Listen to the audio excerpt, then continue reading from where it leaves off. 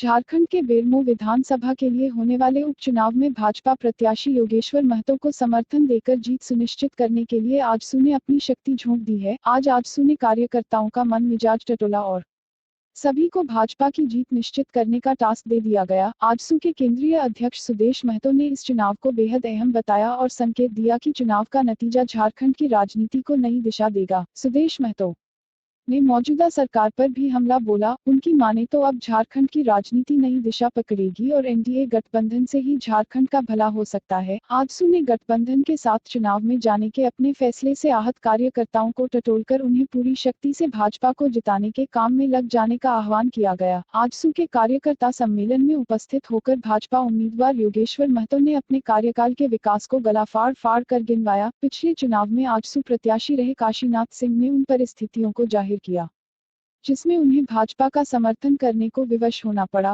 रूठों को मनाने के अभियान में सांसद चंद्र प्रकाश चौधरी, विधायक डा लंबोदर महतो, आजसू नेता काशीनाथ सिंह, पूर्व विधायक उमाकांत रजक, देवशरण भगत भी शामिल हुए। बोकारो और बेरमो और दुमका का यह उपचुनाव झारखंड के लिए कितना अहमियत रखता है और किस तरीके से झारखंड की दशा दिशा तय करेगी और यह जो सरकार है इसको चलता करने का आदेश लेकिन ये चुनाव जो गवर्नमेंट की कार्यप्रणाली है, गवर्नमेंट की जो अवस्था है, गवर्नमेंट किस रूप से गवर्नेंस का काम कर रही है उसको चरितार्थ करेगी। ये विश्वास मैंने स्पष्ट रूप से कहा कि जनता का बड़ा विश्वास एनडीए के पक्ष में था।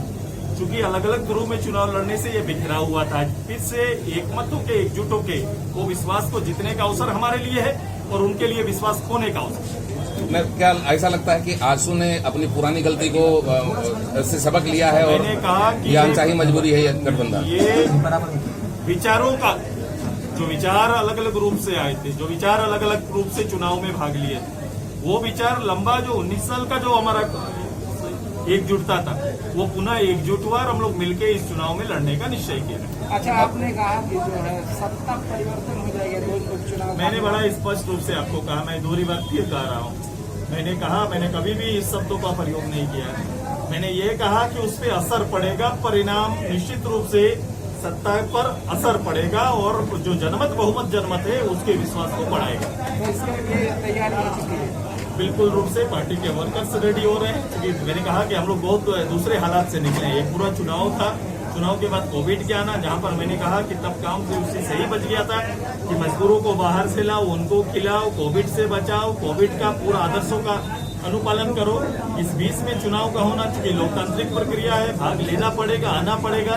तो इसी के बीच में ये काम चल रहा है। कार्यकर्ता फिर दृढ़ता से सामने आ गए और हमारे जो कैंडिडेट थे वो साथ हो गए। उनकी मैंने कहा जिस भौगोलिक जगह पर हम खड़े हैं, झारखंडी विचारधारा का ये एक क्षेत्र रहा है, विचारधारा ही से आगे बढ़ा है। तो इस विचारधारा में कोई एक व्यक्ति आगे नहीं बढ़ा, उनकी पूरा परिवेश उससे जुड़ा हुआ है। तो उस परिवेश को नेतृत्व करने वाले एक जो नेतृत्व करता है हमारा है बाटुल जी, वो इस क्षेत्र